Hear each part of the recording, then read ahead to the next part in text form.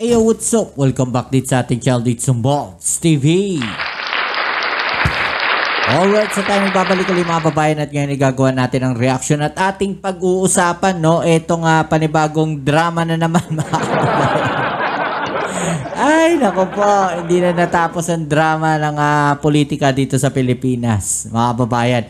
At ngayon nga, no, may bagong labas na balita, mga kababayan, no, na kung saan no, itong malaking pasabog ni VP Sara Duterte, no, na sinasabing di umano, matutulad daw po kay Senador Ninoy Aquino ang kanyang ama kapag ito daw po ay umuwi, mga kababayan. Anong ibig sabihin? Pag umuwi daw po ang dating Pangulong Duterte, ay matetegi daw po ito. Ay, nako, Diyos ko ba, bakit ganon? Another na naman ba to? Ito actually, opinion ko lang to, mga babayan, no? Another mind, na naman ba to? Another mind setting na naman po ba ito? Na kung sakali, mga babayan, no, huwag naman nating hilingin. No, kung sakaling umuwi dito ang dating Pangulong Duterte, no, at may nangyaring masama sa kanya, wala nang ibang sisisihin yung mga supporters nila kundi ang Pangulong Bongbong Marcos. Sigurado yan. Bakit? Kasi naka-mindset na. Kumbaga nakatanim na po yan. No? Sinabi na po nila na kapag umuwi ang dating Pangulong Duterte sa Pilipinas, eto yung posibleng mangyari. Okay? So, isinet na nila yung isipan ng mga supporters sa posibleng mangyari sa dating Pangulong Duterte. At yun nga ay mategi po ito. Okay? So, pero sinagot siya ng palasyo, mga kababayan. At mamaya pag-uusapan natin yung mga detalye niya. Pero alamin muna natin yung sagot dito ng palasyo. Okay?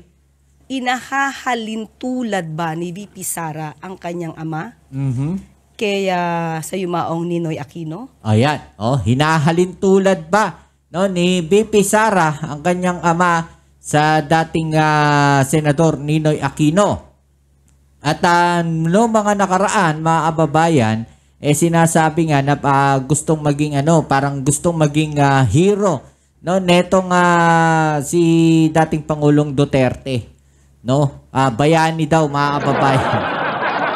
Ano sabi dito ng ni PCO Yusek Castro? Sinupalpal sila. Mas ninais ni dating Pangulong Duterte na ikumpara ang sarili niya kay Hitler. No? Alam naman natin kung sino si Hitler. Marami ang dinali, mga kababayan, no? Lalong-lalo na, no, yung mga iba, no, ang paniniwala, yung mga Hudyo. 'Di ba? Yun yung mga dinali nila diyan nung panahon ng World War II. 'Di ba? So yun yung gusto niyang ikumpara sa kanya, 'di ba? O ito sabi ng PCO. Parang hindi po natin nadinig noon na inahilintulad ni dating Pangulong Duterte ang sarili niya kay Ninoy, kung hindi kay Hitler. Meron po siyang sinabi mismo, sinabi pa niya dito, and I quote, Hitler massacred 3 million, actually it's supposed to be 6 million Jews. Now there is 3 million, what is it? 3 million drug addicts in the Philippines. There are. Kung tignan niyo yung reaction ng mga reporter, ay napapaisip. I'd be happy to slaughter them. Masaya daw siya, no? Nadalihin niya yung mga tao na yun. At least if Germany had Hitler, the Philippines would have me.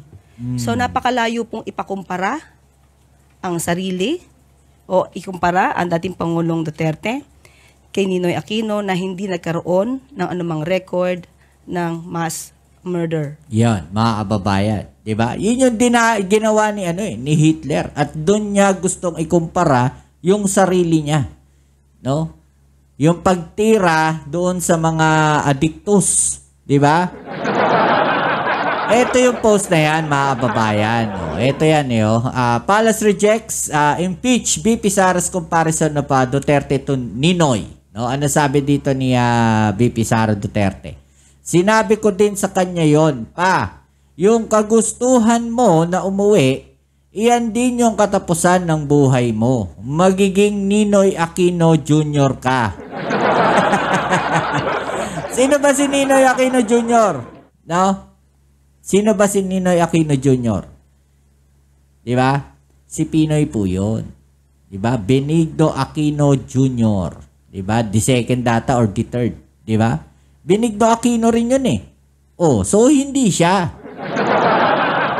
Ang sinabi niya sa akin, sabi niya, kung ganyan lang kapalaran ko, then so be it. Basta lang mauwi ako sa Pilipinas. Okay? So, ano sabi dito? Hinahalin tulad ni BP Sara ang kanyang ama sa yumaong Ninoy Aquino. Napakalayo, mga kababayan, para ikumpara po. No? Dahil iba nga yung pinaglalaban. No? Na ni Senator Aquino before. Diba? Iba yung kanyang pinaglalaban. So, yun yung sinasabi dito ni BP Sara Duterte na pagka umuwi po, no, etong dating Pangulong Duterte dito sa Pilipinas, madadali po siya. Matetegi po, mga kababayan. Yun ang sinasabi nila dito. At ang mapagbibintangan po, no, ay ang ating Pangulong Bongbong Marcos. Okay? Kasi nakaset na yun eh. Ba, itinanim na nila sa isipan ng kanilang mga supporters yung ganong mindset. 'Di ba? Na kapag may nangyari, alam nyo na. 'Di ba? Sinagot ngayon sila ng mga Aquino, mga kababayan. Sinagot sila. Eto, sabi ibang-iba ang ginawa kay Ninoy sa pinagdadaanan ngayon ni dating Pangulong Duterte. Okay? Naglabas ng reaksyon ang pamilya Aquino matapos ihalin tulad ni Vice President Sara Duterte ang kanyang amang si dating Pangulong Duterte kay dating Senator Ninoy Aquino. Gusto niyang umuwi. Ito yung sabi daw ni BP Sara. Gusto niyang umuwi, sinabi ko rin sa kanya yon. Sabi ko yung kagustuhan mo na umuwi, yan din yung katapusan ng buhay mo. Okay? Ano sabi ng pamilya Aquino, mga kababayan? Reaksyon ng pamilyang Aquino sa pahayag ni BP Sara Duterte. Kung pag-aaralan natin ang kasaysayan, makikita natin na ibang-iba ang ginawa kay Ninoy sa pinagdadaanan ngayon ni dating Pangulong Duterte. So, ibang-iba po yan, mga kababayan, no? Yung sinasabi dito, ibang-iba daw po, no? Yung ginawa kay Ninoy. Diba? Actually, mga kababayan, ibang-iba kasi talaga. Ang iba yung kasi pinaglalaban nila rito eh. Diba? Ang nakikita lang natin dito na malinaw, mga kababayan, ay isang mind-setting. No? Gumagawa sila no, ng nag-i-establish sila ng isang bagay, mga kababayan, na pagka nangyari, nakatanim na yan sa isipan ng mga supporters nila at maaari yang mag-udyok, no, o gumawa ng isang malaking kaguluhan sa Pilipinas. Dahil ang sisisihin nila dyan ay ang Pangulong Bongbong Marcos. Okay? So, posibleng ganon. Ito nakikita lang natin, mga kababayan. Hindi natin sinasabi no, na yan talaga yung plano nila. Okay, so parang analysis lang natin to siguro, no? Opinion ko lang, no? Iba-iba tayo ng opinion. Iba rin siguro yung opinion ninyo dito sa sitwasyon na to, 'di ba? Pero hindi nga po pwede o hindi po maaaring ikumpara dahil iba yung ipinaglaban ni Ninoy Aquino noon at iba yung naging sitwasyon ngayon no ng dating Pangulong Duterte. May ipinaglalaban, no? Si Ninoy Aquino noon. Yung paniniwala niya. Ngayon naman, kay dating Pangulong Duterte, may kinakaharap siyang kaso. Diba? Wala silang ipinaglalaban doon. No, na para sa bayan. Ang meron sila, kaso na kinakaharap sa ICC. Yun po yun. Yun yung pagkakaiba nun, mga kababayan. Kaya hindi natin po pwedeng sabihin no, na magkapareho ang nangyayari o yung pinagdadaanan ng dating Pangulong Duterte sa pinagdaanan ng dating Senator Ninoy Aquino. Okay? Tinulungan pa nga sila ni dating Pangulong Ferdinand Marcos, di ba? May mga documentary yan na nagsasabi. Si Imelda Marcos, di ba? Nagpapadala ng tulong sa mga Aquino. Di ba? Tumatawag si Ninoy Aquino kaya dating Pangulong Marcos, ayaw nga siyang pauwiin dahil may mangyayari sa kanya. Di ba? Nung umuwi siya, nadali, nategi si Ninoy Aquino. Sana hindi nakinig na lang siya, no, kay dating Pangulong Ferdinand Marcos. Okay? So ngayon, nagseset na sila, nagma-mindset sila. No, parang gano'n na nakikita ko rito. Isineset na nila kung ano yung po pwedeng mangyari. Kung yun yung sinasabi dito ng dating Pangulong Duterte, no, at ni BP Sara Duterte, na kung may mangyayari nga, no, sigurado magwawala yung sambayan ng Pilipino.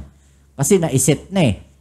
'Di ba? Hindi naman yun parang hindi naman automatic nangyari. 'Di ba? Parang in-announce nila na ito po pwedeng mangyari tong ganito. Ito yung napag-usapan namin ng dating Pangulong Duterte. 'Di ba? Mag-uudyok 'yan ng isang malaking kaguluhan. Alright? So ano masasabi niyo diyan mga kababayan? I-comment sa ibaba ang mga opinion at ating ang pag-usapan. Alright? So kita-kits tayo sa ating next video upload. Ito muli ang inyong Kuya Mobs dito sa Mobs TV. Peace and health.